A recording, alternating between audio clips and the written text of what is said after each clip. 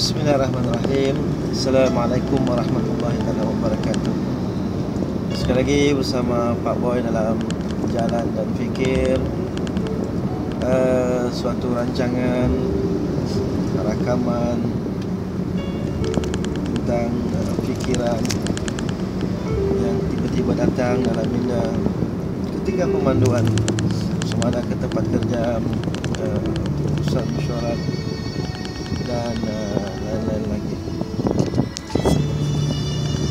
Jadi kali ini tiba-tiba terfikir tentang satu perkara di mana kita sering mengeluh, kita sering merintih, kita sering menyesali, kita sering menyalahkan keadaan. Dan pada ketika inilah kadang-kadang apabila kita solat, berdoa, ketika inilah tanpa disedari air mata itu menitis. Karena mungkin kekesalan, karena mungkin terlalu berat tanggungan, karena mungkin sudah tidak dapat bertahan dengan masalah yang ada, dan akhirnya tanpa disedari masalah itu bertindak dalam emosi kita dan menghasilkan air mata. Di samping air mata, kadang-kadang kita merintih, kadang-kadang kita menangis teresak-esak, mencengkam dada, hanya kerana sebab masalah itu. Rakan Pak Boy sekalian, ketika memandu ini pun saya terfikir kadang-kadang apa masalah saya. Kadang-kadang terfikir tentang apa mungkin yang melanda diri. Seringkali kita dirundung masalah, seringkali kita didatangi pelbagai masalah, pelbagai cabaran. Dalam kita menuju kejayaan, ada saja perkara yang datang menguji kita. Dalam kita hampir kepada kejayaan itu, ada saja yang akan datang yang memberikan cabaran, menduga kita. Kadang-kadang diberikan kekayaan, diberikan juga ujian.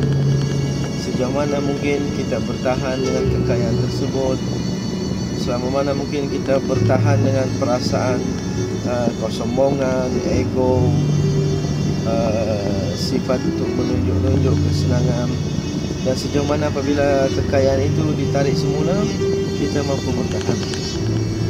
Bila rakan-rakan sekalian, pendengar program Pak Boy Jalan dan Fikir ini, kita renungi semula bahawa masalah ini mungkin Allah berikan untuk menguji sejauh mana keimanan, sejauh mana kekuatan.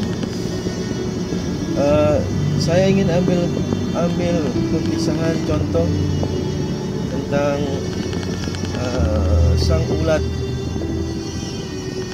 yang mana ketika dia jadi ulat, orang lain mungkin manusia akan geli untuk pegang ulat ini, ulat bulu, ulat luncas, ulat daun. Kita geli sebab namanya ulat. Tetapi dalam proses dia menjadi ulat, dia akan makan banyak dan kemudian dia akan bertukar menjadi kepompong. Kenapa dia jadi kepompong? Sebab Allah akan tukarkannya menjadi sesuatu yang cantik, yang orang akan banggakan. Jadi dari satu peringkat kita mendapat pendidikan daripada ulat ini, bahawa kadang-kadang biarlah kita dipandang hina, biarlah kita dipandang tidak mempunyai apa-apa, kita dipandang miskin, kita dipandang jijik, tetapi kita berusaha untuk menjadikan diri kita seseorang yang lain, dan akhirnya orang lain akan bangga, orang lain akan berterima kasih, mungkin orang lain akan begitu bersyukur. So, kadang-kadang kita tidak tahu masa depan kita apa, kan? Kadang kita tidak tahu besok kita jadi apa, ataupun dalam paling cepat 1 minit berikut ini, selepas ini saya akan jadi apa, kita jadi apa, kita tidak tahu. 10 minit akan datang kita tidak tahu, besok kita tidak tahu, 10 tahun akan datang kita tidak tahu. Jadi tuan-tuan sekalian, siapa tahu ulat yang dulunya begitu bodoh, begitu tidak cantik, tiba-tiba Allah tukarkan yang menjadi suatu ciptaan yang begitu cantik. Dia itu kupu-kupu. Kupu-kupu untuk ulat ni, dia kupu-kupu dia punya sakit. Kita bayangkan kalau dia menjadi kepompong dan tiba-tiba kita datang kepada kepompong tersebut dan kita cuba bantu kepompong tersebut untuk apa ni, kita nampak kepompong itu bergerak dan kita tahu kupu-kupu kan keluar, jadi kita kesian. Kita pun bantulah kepompong tersebut, ambil gunting, kita gunting kepompong tersebut untuk kita bantu ulat itu keluar. Dan akhirnya tuan-tuan sekalian, rakan Pak Boy sekalian, ulat itu kupu-kupu itu akan keluar, tetapi dia tidak mampu untuk terbang dan mungkin mati begitu saja. So itulah tuan-tuan sekalian, kupu-kupu ini perlu melalui proses kepayahan, proses kesusahan untuk dia keluar menjadi kupu-kupu. So dulu dia ulat. Nah, mana kan Allah berikan dia senang-senang terus untuk menjadi cantik, bukan? Dia perlu melalui satu proses untuk dia jadi kuat, kepaknya menjadi kuat, sayapnya menjadi kuat, untuk dia sendiri keluar daripada kupu-kupu tersebut. Itulah fitrahnya. Jadi tuan-tuan dan sekalian,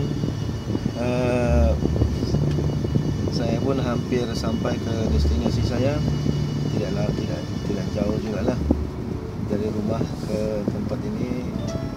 Ada urusan untuk memusyarat, tidaklah jauh sangat memandu, tapi biarlah sedalam masa sedetik itu, kalau kita boleh berkongsi, kita kongsi. Jadi itu selain akhirnya Pak Ustaz, kita dapat rumuskan, kita bertahanlah.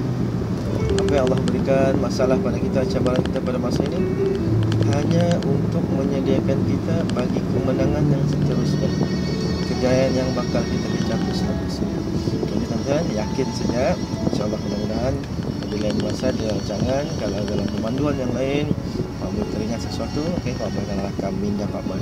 Terima kasih. Selagi mana kita hidup, kita terus berbakti. Wabillahi taufiq wal hidayah. Assalamualaikum warahmatullahi wabarakatuh. Kita jumpa dalam masa yakin saja.